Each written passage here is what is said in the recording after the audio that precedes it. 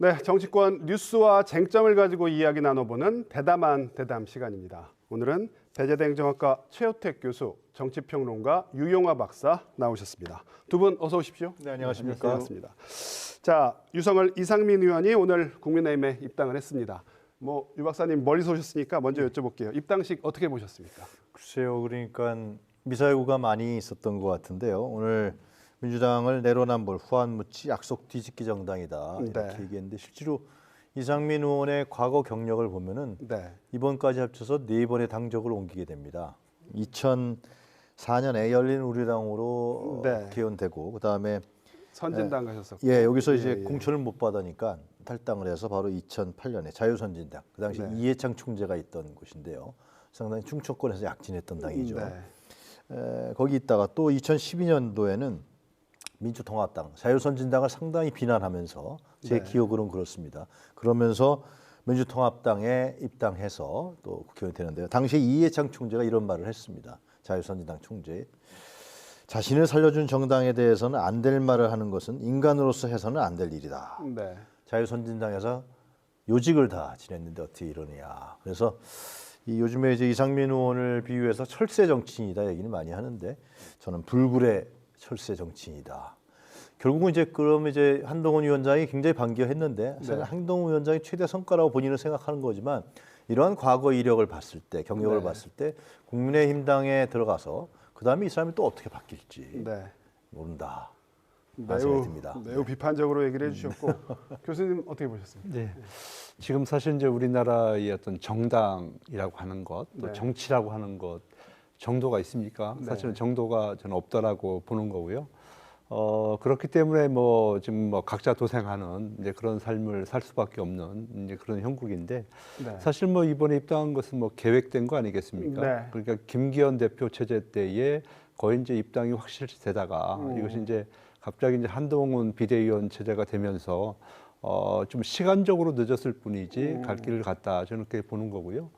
이상민 의원 같은 경우에는 남들은 철새 정치인이라고 얘기를 할 수 있지만 뚜렷이 본인의 꿈이 있습니다. 그분은 이제 국회의장을 이제 하는 것이 꿈인데 아마 이번에도 민주당에 있어서는 그 뜻을 이룰 수가 없다라고 판단을 한 것 같고 또 지금 이제 국민의힘이 어렵기 때문에 본인이 입당을 해서 아마 도움을 주면 또 나름대로 이제 그 의장의 길도 갈 수 있고 또 지역 발전에 도움이 된다라고 판단을 해서 아마 입당을 한 것이 아닌가 하는 생각을 해봅니다.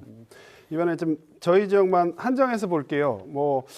대전 지역 판세 나아가서 충청권 판세에 이상민 의원의 국민의힘 입당 영향을 줄 거라고 보십니까, 박사님? 일단 이상민 의원이 정치적 영향력을 발휘하려고 그러면 자기 유성구 그쪽에서 이제 나름대로 상당히 호전을 해야 되는 것인데 거기가 지금 그 R&D 문제가 있지 않습니까? 그렇죠. 그 과학기술단지인가요? 있기 때문에 거기에서는 상당히 반발을 하고 있죠. R&D 예산 삭감.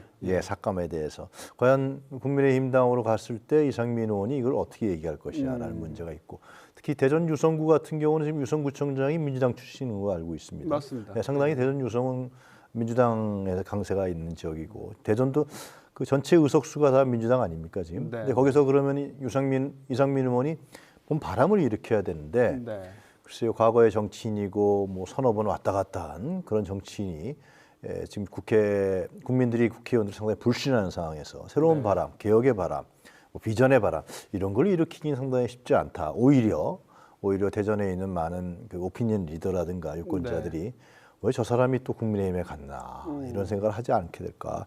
오히려 한동훈 위원장이 공들인 것 같은데 나중에 공들인 거죠. 크게 한동훈 위원장의 그 정치적 위상에 도움을 주지 못할 것 같다라는 생각이 듭니다. 또 유성구에서 이상민 의원이 나온다면 아마 상대하게 될 후보가 허태정 전 대전시장이 될 가능성이 높잖아요. 사실 또 확정된 건 아니지만 이 부분도 사실 이상민 의원으로서는 쉽지 않은 부분입니다. 어떻게 보십니까? 글쎄요. 그러니까 이제 두 분 다 그러니까 그 뉴페이스는 아니잖아요. 그렇죠. 그리고 이제 이상민 의원 같은 경우는 하여튼 이제 5선을 했단 말이에요. 그 지역에서. 그 얘기는 그만큼 조직력이 탄탄하다고 볼 수 있는 거고. 그래서 이번 선거 같은 경우에는 사실 이제 유성 같은 경우는 이제 조직 선거가 될 가능성이 있어요. 그리고 사실 이제 시의원이나 구의원이 좀 일사불란하게 같이 지금 행동을 하고 있기 때문에 네. 아마 그 조직력을 무시는 할 수가 없을 것 같다는 생각이 들고, 그러나 이제 이번 일이 이제 중요한 그 포인트는 뭐냐면, 일단은 7석을 다 가지고 있는 민주당에 이제 네. 균열을 일으켰다라고 하는 거예요. 그래서 이제 뭔가 좀 금이 가기 시작하니까 사실 박병석 국회의장도 불출마 선언을 한 거고요. 그렇죠. 지금 이제 황운하 중구 국회의원 같은 경우도 좀 실형을 선고받은 사법 리스크가 있죠. 예, 예. 그런 사법 리스크가 있지 않습니까? 그리고 또 지금 이재명 대표 체제의 최고위원을 지금 이제 박정현 네. 전 그 대덕구청장이 지금 하고 있잖아요. 그분도 이제 뭐 공천이 아마 뭐 확실히 된다는 얘기들이 있기 때문에, 그러니까 지금 판세는 그러니까 7석을 가졌던 그런 탄탄한 분들하고 신진들하고 싸우는 것이 아니라 어차피 지금 혼란스러운 상황이 지금 전개가 된다라고 하는 것이죠. 그렇기 때문에 일단은 민주당의 균열을 가져왔다는 측면에서 보면 나름대로는 아마 좀 파괴력은 있지 않을까 하는 생각을 좀 해봅니다. 네, 어떻게 들으셨습니까? 죄송합니다. 그 충청권이 이제 전체적인 판세에서 바로미터고 네, 네. 캐스팅 보드 역할을 하는 것인데, 이번 총선에서 네네. 이번 총선은 각종 여론조사를 봤을 때 결국은 이제 윤석열 정권의 중간 평가, 네. 나아가서 윤석열 정권의 심판론이 될 선거가 큽니다. 네. 그런 구도가 굉장히 중요한 거죠.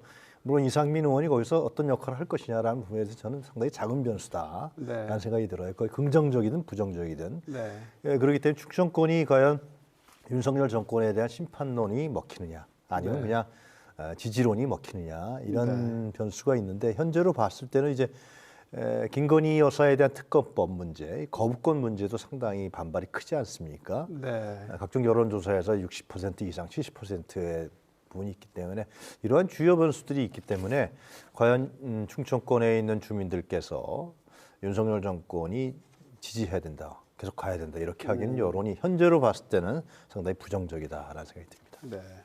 자, 그럼 민주당 얘기 또 안 할 수 없죠. 민주당 얘기도 좀 해보겠습니다. 이낙연 전 대표 뭐 11일에 탈당한다고 하죠. 여기에 뭐 비명계들 결단이 초읽기에 들어갔다, 이런 기사들 나옵니다. 자, 분당 언제쯤 될 거라고 보십니까? 된다면 언제쯤 될 거라고 보십니까? 이미 저는 분당이 시작되었다. 이미 시작됐다. 그렇게 볼 수 있겠고요. 이제 공천 과정이 진행되면 진행될수록 네. 그 속도는 아마 빨라질 것이 아닌가 하는 생각을 해봅니다.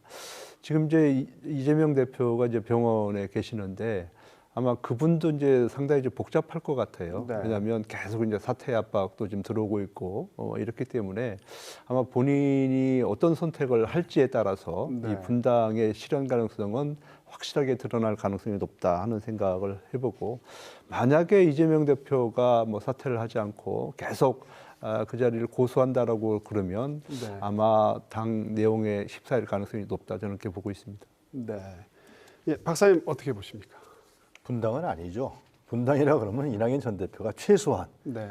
한 30명의 의원들을 데리고 나가야 네. 그것이 분당이라고 부를 수 있는 것이고요. 그냥 이낙연 전 대표 현역 의원도 아닙니다. 네. 이낙연 전 대표의 탈당이다. 탈당이다. 예, 그리고 지금 현재 이낙연 전 대표를 따라가겠다고 하는 의원은 민주당에 한 비명계? 명도 없습니다.